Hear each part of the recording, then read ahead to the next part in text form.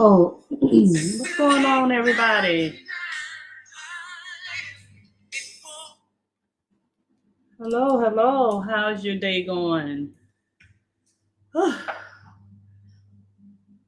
Give a few people a second to come on in here. Hope you're having a great day.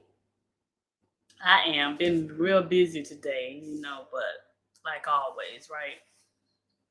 But just coming to chat with you for a little while and touch bases and wanted to kind of get right into things. I went live yesterday because I wanted to kind of give you a little insight on what we were going to be talking about today.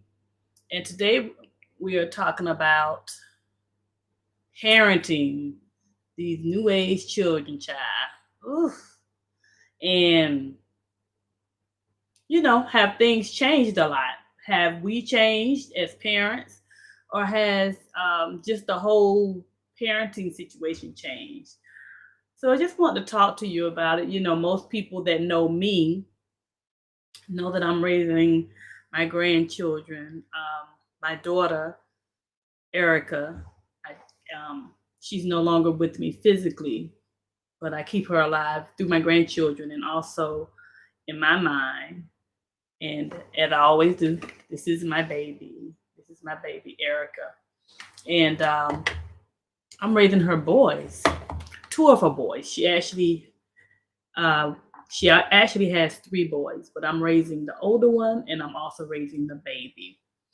And I get my middle one every other weekend. So I'm staying busy along with my granddaughter. But you know, I just noticed being a grandmother now, stepping into my daughter's shoes, that children are different now. The way that they respond to things, the way that they behave, it's just different. It's different from how we were raised.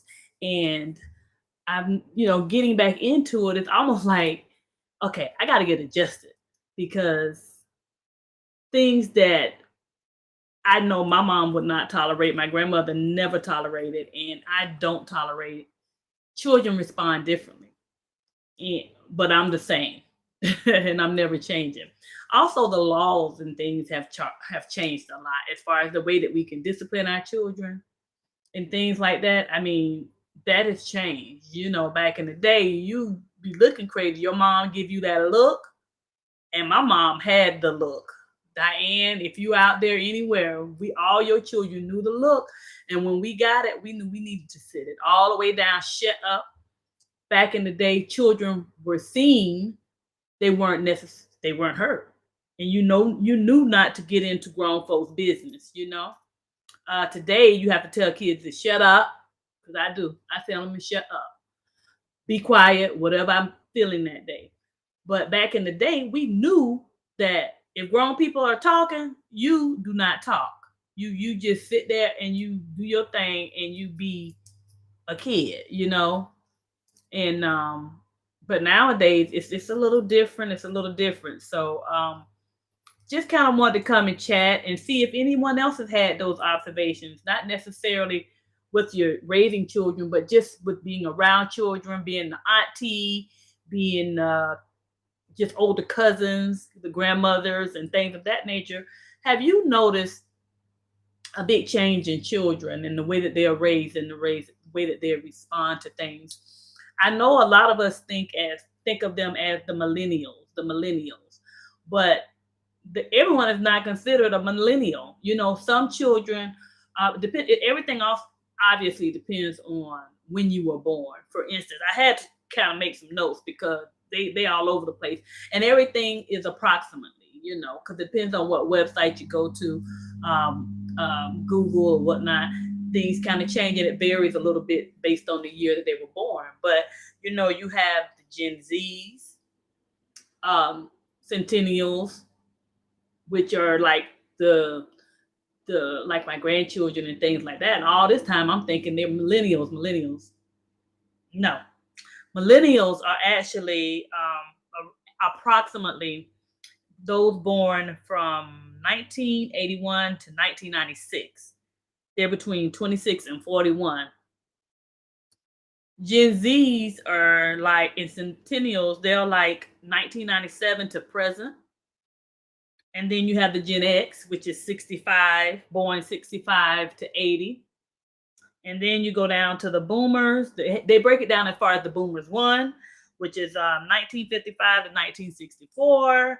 Boomers one, 1946 to 1954, and the post-war, honey, they got it all broken down, and it's all based on the census and all of that kind of stuff. But so I always thought all the children were just kind of millennials. So I just call them all millennials. Millennials. This little braid is working my nerve. But you know, I always call them all millennials, but they are not all millennials. It just depends. Of course, we all knew it was the birth date, but you know, everyone is just not millennials. To me, I consider them all millennials if they were younger than me. But no, it depends on if they're entering the workforce, you know, and that type of thing. And then like people that were born, children that were born like more on the internet and social media, all those people, all those things kind of go into in the year you were born goes into where they place you as far as these categories. But nevertheless, you know, I broke it down because it's just it's just so different. You know, for me, when I thought that I would step into the role of mom again, things were just going to snap back to the way it was back in the day. And I've always been present in my grandchildren's lives, so it's nothing new. But you know, you think you're gonna step back into parenting and it's gonna be just like it was back when I grew up. But honey, it is totally, it's not totally different, but it is different because children are different and the things that they had exposure to is different. So you have to respond to them differently. I don't change my rules or who I am and what I stand for. You're not gonna talk back. You're not gonna be disrespectful because you will still get jacked up and knocked down. All those things.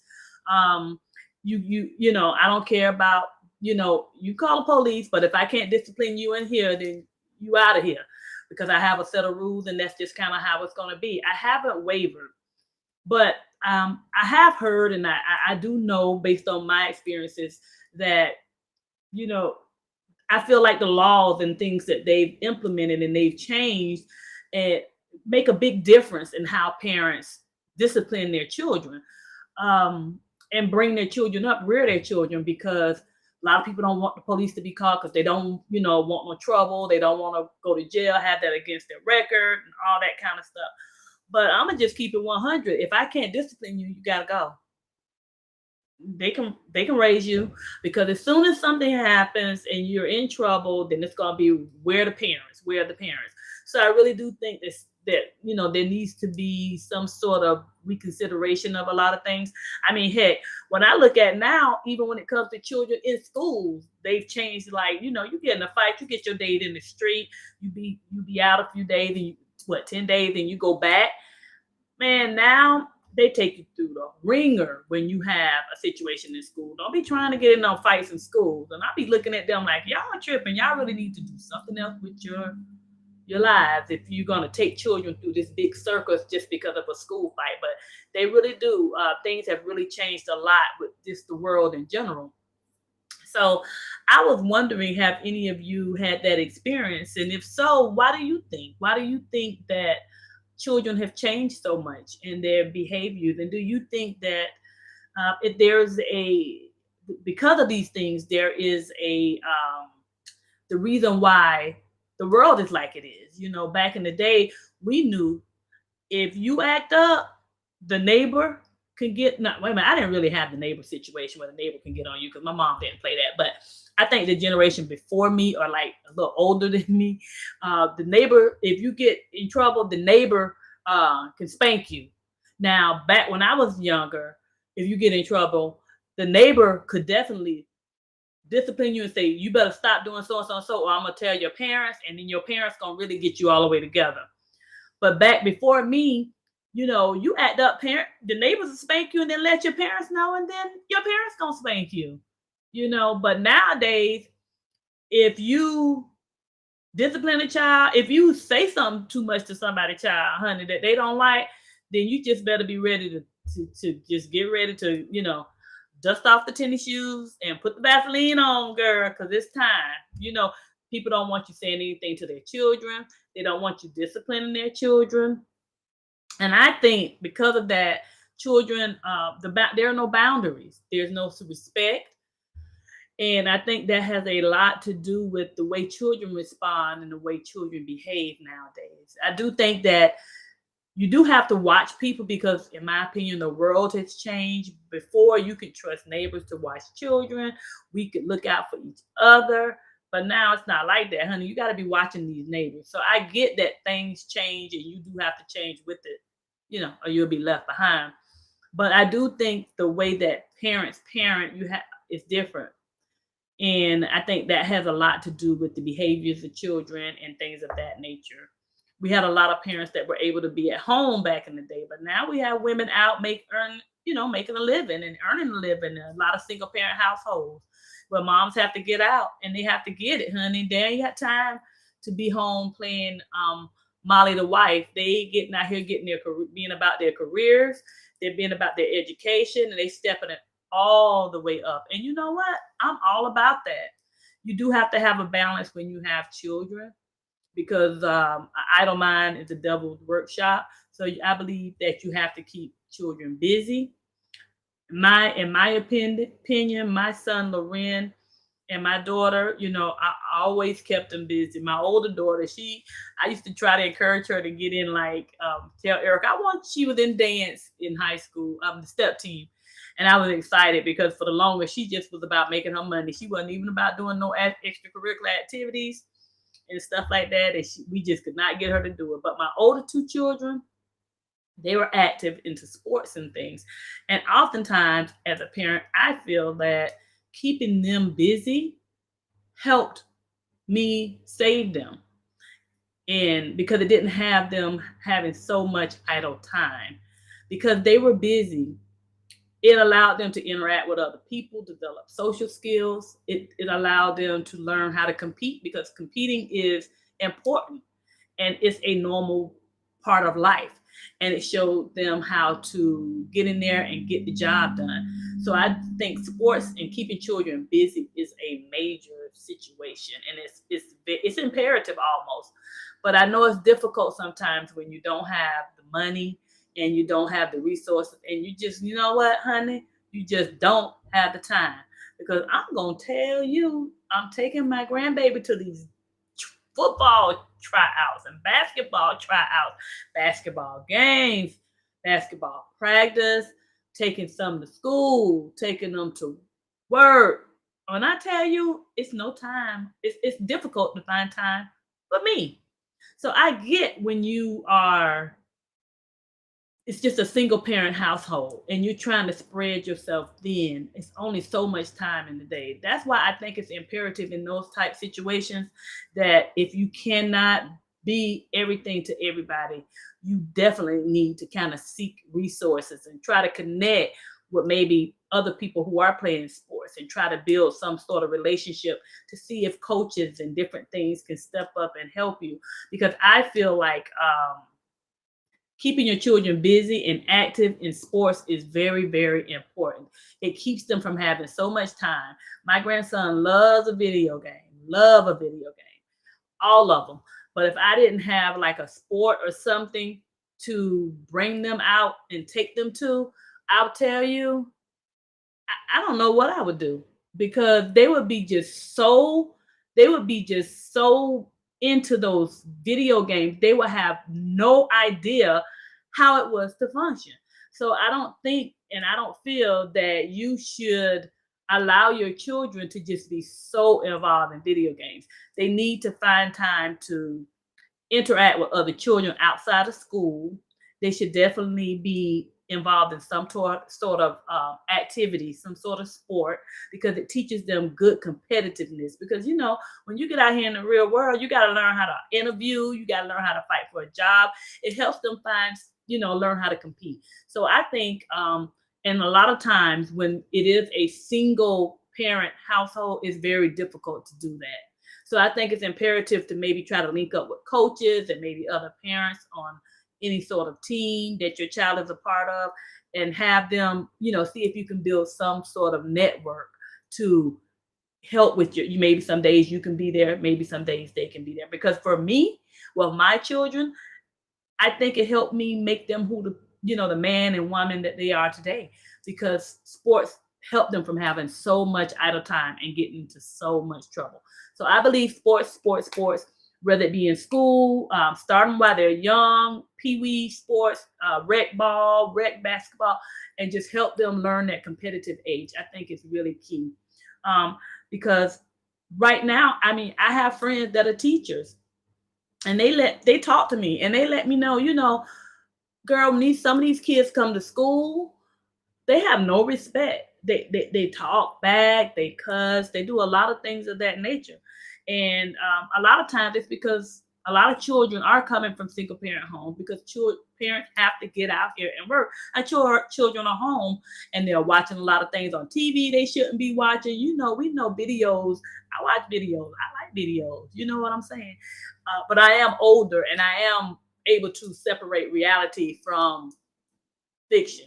A lot of times when those children hear a lot of that music, I'm a big person to believe that music is like it's something very impressionable. It's impressionable for me because I'm driving down the street and I'm singing my Bruno Mars, honey, because I love Bruno Mars, among other artists.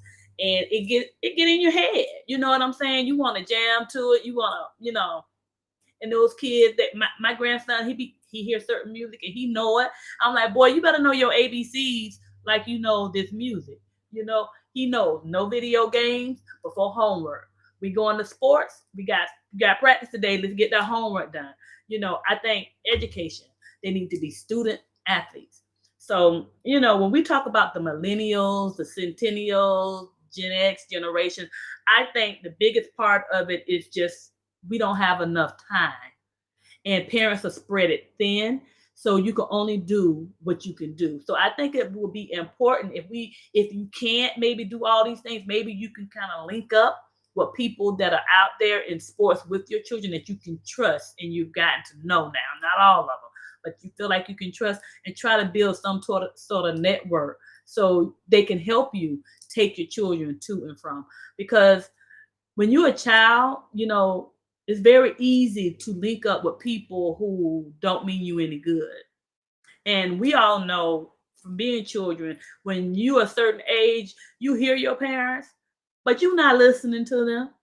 And I always tell my children, I know you hear me, but are you listening? There is a big difference in hearing and listening. And I think that it's very important to make sure your children are surrounded with positive people. Because I tell you, children today are just different than we were. You know what I mean? So I think it's very important, even if you're a single parent, because I had a time in my life when I was just a single parent, to try to find people that can, build that village thing. There are a whole lot of things that they used to say back in the day, but when I tell you, honey, it is for real. It takes a village to raise a child. And I think that's a lot that's going on, because we do have a lot of single parents out here. Those big brother programs are excellent. I don't really think we have enough of them, to be quite honest with you, because if you have those big brother and sister programs, and hopefully those people have been vetted where they know they have no criminal backgrounds, and issues with children and that type thing, they can step up and help you kind of take those children and keep those children busy, not in front of video games all the time, even though video games are good sometimes because get them on out of the way, but they can't be so absorbed with video games and things like that they can't do anything else. So I personally say you need other people to help you, because if not, I think our children are gonna get lost, because things are getting worse, they're not getting any better. And when I talk about that, I know when I sit and I compare my grandchildren to my children, um, they're different. They're just different. Life is moving fast for them. This world is moving so fast. And I think if you don't have a handle on who your children are friends with, who they're hanging out with, you don't have that structure in place for them. You can't I did not like my children riding with other children. because to me they're distracted, they partying, they having a good old time, and most times they're not focused. But they may have this one friend that you feel like you can trust, and as time go on, you give them a little bit of rope as they get older. But it's just so much we have to make sure that we're on top of, because we're responsible for these little people. And I'm telling you, the way things are now with guns and folks robbing, and they back in the day, you didn't hear of people hurting older people. You respected older people and you want to help them. Now, boy, let me tell you, they don't be caring that you old. You know what I'm saying? They have no care that you are old. So, I mean, those values are just not being instilled in our children, and it's our responsibility to do that. And I think the police and law enforcement need to take several seats back and become part of the solution and not the problem. But in all fairness, I think a lot of times that with everything that's going on with the police and law enforcement right now, and how as people, most of us, especially African Americans, feel about policemen in general. And it's not all policemen, because there are some good police officers out there. So I would never, because I'm telling you, something happening, I'm calling Popo. You know what I'm saying? So it's not that all polices are bad, but there are some out there that make it bad for the others. I think police officers need to do a lot more community intervention, and that should be part of the job, not just police in the community and going out to arrest people and that kind of thing. They need to become a little bit more involved, so the people in the neighborhoods will respect them more, and our children can look up to them more, and they can wear the badge with honor, and then maybe we'll feel better about reaching out to them. I mean, if you have a child that's misbehaving, maybe they could come and talk to them. Whereas now we don't want all police to come talk to our boys, because we don't know if they're gonna end up arresting them. So it's unfortunate. I think that the police need to kind of get more into the community, and I think that will help a lot with everything that's going on now too. So I don't know, just wanted to kind of come and talk to you, because I just happened to notice that there is a huge difference in you know children these days, and the way that we raise them and how they're coming up. And I just want to see if you had any of those same experiences, and what do you think the reasons are for that. For me, I think it has a lot to do with structure, as Shanika said yesterday, and just children. A lot of times now, parents are out there, the moms, which is the foundation of the family, they're out there making that money. There's a lot of single parents, so we just need to be there and help each other install those values that we knew worked back in the day, and get back to it. Enforce education, that is key, and hopefully we can try to turn this around, because you know what, these kids today, sometimes they just get ooh-wee. It's a lot. It's a lot. So anyway, hope you're enjoying your day. I just want to drop in for a quick second just to have a little chat with you. And I think I'm gonna go live again on Friday. I probably touch bases again before Friday, but I'm gonna go live again on Friday, and I'll probably come to you on Thursday and let you know what we're gonna talk about. But it was good. Had good conversation today, and I will see you again on Thursday. Peace out.